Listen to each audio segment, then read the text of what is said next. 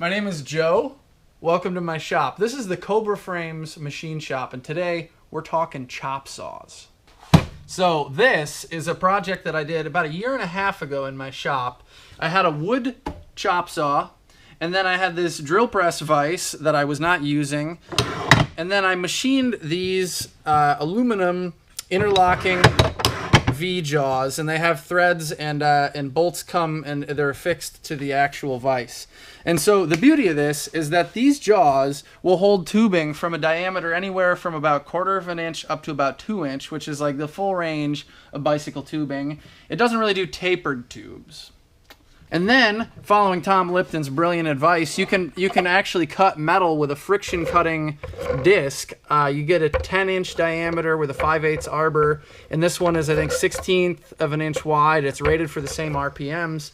And so you put it on the arbor, and now this thing will cut metal. It won't cut through thick steel, but you can cut through thin tubing pretty well. So if you just want to rough cut a tube to length, so you know, if you're going to put this this miter on here with like a hole saw and a milling machine, which is standard in bike fabrication, you would want to rough cut it to length first so that your hole saw is cutting on just one side, and that does not need to be a pretty cut. Now you can make a cut like this.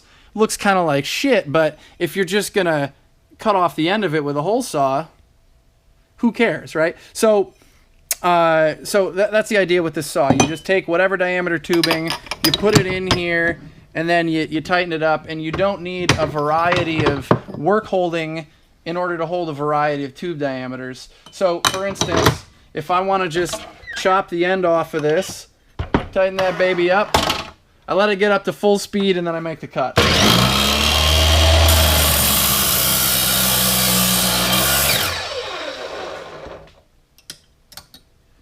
So, you know, it's not the cleanest cut, but I just use it for roughing things to length.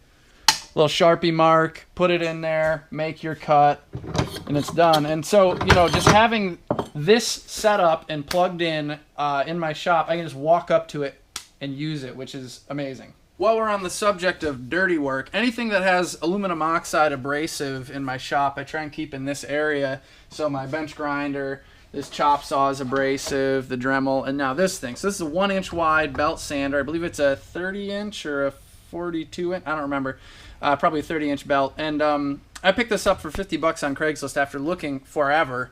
Finally found one. And it's really, I think it's the tool for the job for deburring cuts from something like this. So, you know, you have just this raggedy cut there, and that's fine, but if you were going to handle the tube a bunch, you might want to get rid of that burr. And this, I think, works better than, for instance, like a bench grinder. The highs and lows on there are kind of bouncing it around, and you got to dress the wheel all the time. This is a little bit smoother. I think it works better.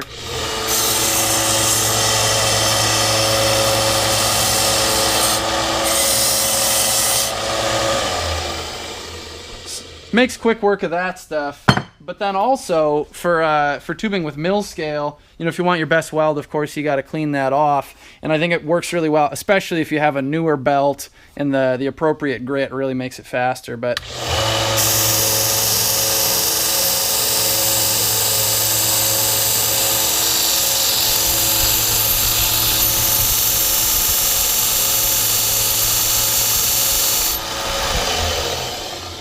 you get the idea. Pretty quick. I used to put these in a bench vise, and then I would use fresh emery cloth, and I'd shoe shine it, which works. But when you have a fresh belt on here, this is really, I think, a preferable way to do that. And the only downside of this thing is that it's dry in the winter, and these bastards, they just build up static charge like it's their main intended purpose, and they just zap you. You know, it comes with the territory. Oh my God.